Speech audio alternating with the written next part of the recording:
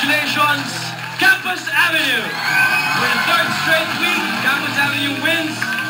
Ngayon pong pang-4th week na po namin sa Talentadong Pinoy, mas lalo pong tumataas yung pressure. Linggo-linggo po, mas magagaling pa po yung nakakalaban namin. Kaya po habang kami pa po yung defending champion, mas lalo pa po kami nagpa-practice ng maigi. Sa tuwing mape-prepared po kami ng sayaw, nag-iisip po kami ng mga concept na kakaiba. Hoping to move one step closer to our Hall of Fame, here's our 3-week defending champions, Campus Avenue.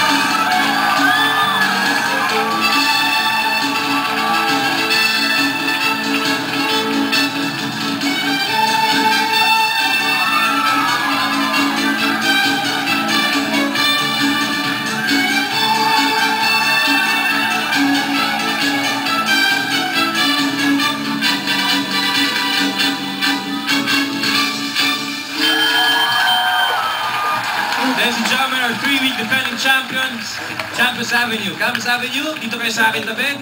Pakinggan natin ang sasabihin ng ating talent scouts. Ethel, did you enjoy the performance of Campus Avenue? Ang galing. Sobrang ganda. Sabi nga nila, every week, nag-ano sila ng iba-ibang concept. Ang ganda. Social. Alright, thank you very much, Ethel. Miriam. Ako natutuwa ka sa costume nila. Kasi maganda ma-unifying factor na lahat sila naka-matador outfits. Pero, iba-iba silang kulay. Kaya very fun yung dating. In terms of their performance, magaling kasi nasa beat naman sila. Pero, one point of improvement, no, this is for your next, in case sana manalo kayo, di ba?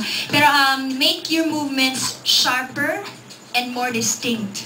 Pero overall, magaling. I'm very much impressed by your performance. Thank you very much, Miriam. Okay, Paolo, mga kaibigan, yun ay tatanong to si Paolo nung college kami, mahusay magsayaw to. Member ka ng dance troupe, ba? Huwag na natin balikan yun. Pero nung college, isang street dance group. Pero ako, nakita ko yung ibang performances niyo the past few weeks, no? At kung paano kayo pumili ng iba't ibang mga concept, nag-pirate kayo, may pagka-tribal yung iba. Ang na-appreciate ko dito is that nag-research talaga kayo sa movement ng isang matador. Nakita ko yun, halatang-halata na yung galaw, yung tindig nandun, yung pag-asta, kumbaga, ng isang matador nandun. And that's something na ako talagang habang pinapanood ko, hindi lang kayo gumagalaw. No, kumbaga, you were really into the role of being a matador while doing your dance routine, no? Yung visuals, okay siya, guys, ni Miriam, maganda yung costumes niyo, pinag-isipan, pinagsagaan. Also, yung concept na may bulba sa bandang huli and the explosive ending, kumbaga, may tuldok may exclamation point, rather, yung ending niyo. That was really powerful for me, no? Mukhang mahihirapan ang ating jury sa pagpili kung sino nga bang mananalo. Either way, good job sa inyo talaga. Thank you very much, Paolo, and thank you very much, Talent Scouts. Now, Campus Avenue, please move to the right of the stage. It is now time to call on stage your challenger, Princess. Princess, dito ka sa aking kaliwa. Okay, kung dadalo lahat sa palakpakan, sino ang boto para sa ating kampiyon? Sino naman ang boto sa ating challenger? Good fight. Susunong kaya patungong Hall of Fame ang Campus Avenue o magtatapos na ang kanilang pangarap? Ang sagot sa pagbabalik na nag-iisang talent show ng bayan, ang Talentadong Pinoy.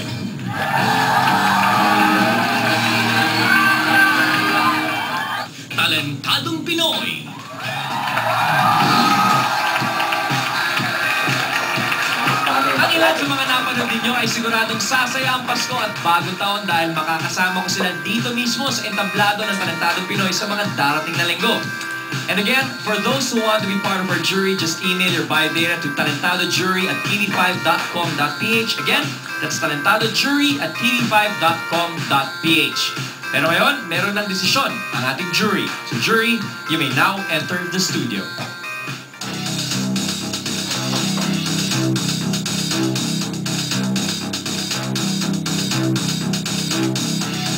The chairperson for jury tonight is a sports and fitness consultant of the Philippine Olympic Committee. Please welcome Coach Jim Saren.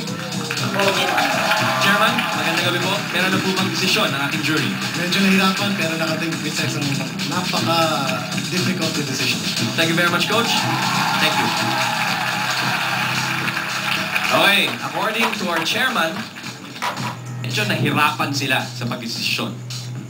Campus Avenue, naging Shokoy na kayo, naging Tribal na kayo, naging Pirates, at ngayon Matador. Si Princess, natuwa ang mga tao dahil sa kanyang pag-ship. It's 5 against 1. Pero Campus Avenue, ito lang masasabi ko. Isa sa pinakamahirap na kalaban sa entablado ng Talentadong Pinoy ay isang bata.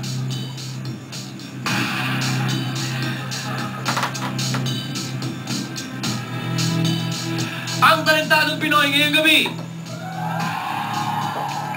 ay walang iba kundi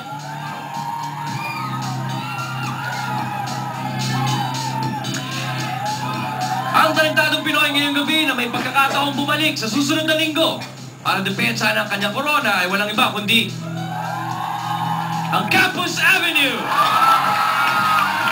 Princess, maraming salamat sa iyong performance. Here's 10,000 pesos. Congratulations, Princess. Campus Avenue, congratulations. Here's another 50,000 pesos at babalik kayo next week para depensahan ng inyong corona bilang Talentadong Pinoy. 4 wins na. 1 win to go. Hall of Fame na kayo. Magkita-kita ulit tayo sa Lunes para sa Kwentong Talentado, alas 8 ng gabi, dito rin sa TV5. Ako po si Ryan Agoncillo at ito ang pambansang talent show ng Pilipinas, ang Campus Avenue. Congratulations!